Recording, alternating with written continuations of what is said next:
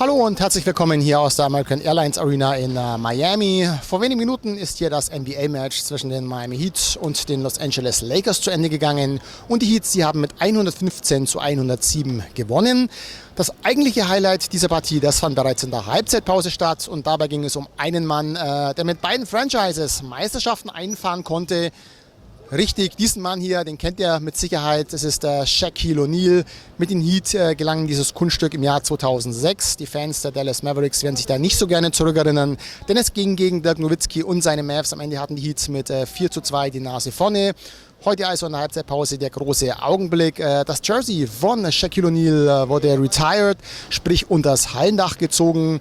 Und was der Diesel auf der Pressekonferenz zu sagen hatte, ebenso wie Miami Heat-Präsident Pat Riley, sowie der aktuelle Head Coach der Los Angeles Lakers, Luke Walton, sowie Center Timofey Mozgov, das könnt ihr euch jetzt anschauen.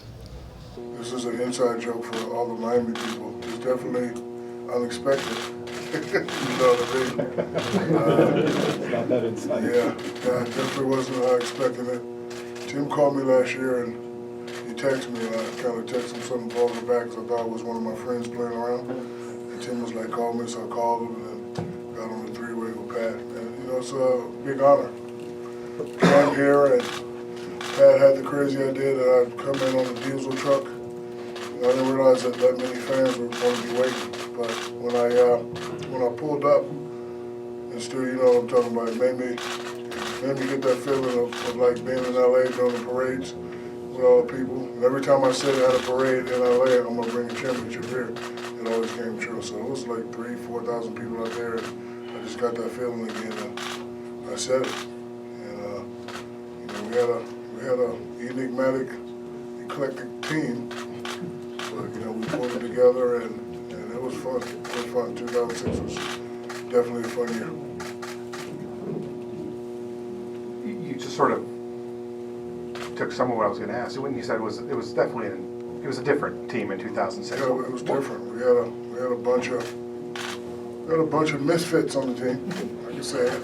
And you know, we had a bunch of guys that were respectively the man on their team once in their career. And I think myself and Pat and D-Wade, we had to just, you know, keep everybody together.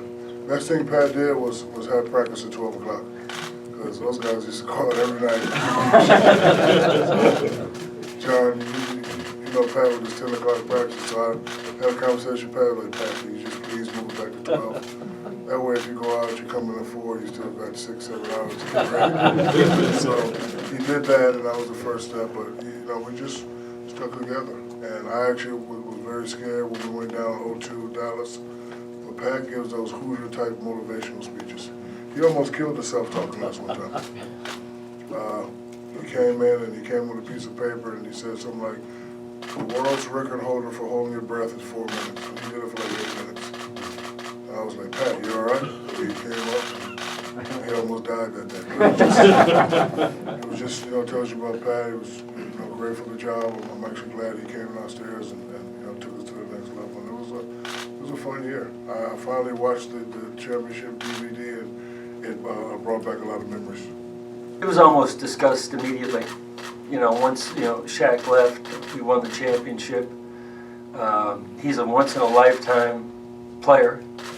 I mean, there are a lot of them in the history of the NBA, but he's a once-in-a-lifetime acquisition for us and meant so much to us, and obviously was, I think, you know, vital in our our success in 2006 when we won a championship. If you go back to that whole playoff series, he had some monster games. They may not have been, you know, the pivotal game, but he had some monster games. I remember in Chicago in Game 6, he had 30 and 20 to close it out. And in the first game against Chicago here, he had a big night. So he was instrumental along with D-Wade and Udonis and that whole group. And so, you know, once we talked about it, we said we would do it.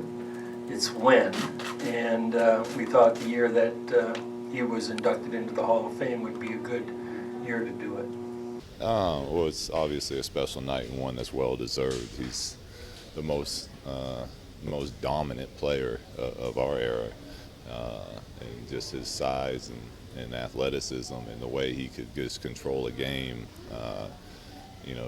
To be here and be able to be in the gym when he gets honored for all that is special. And obviously being one of his former teammates, it's nice and you're happy for him. But he was one of the all-time greats in this league. Strong and big, like there's not a lot of big guys like that in the league. I was lucky enough to play a few games against him when his last season was my rookie year, so I was lucky enough to play. I like it.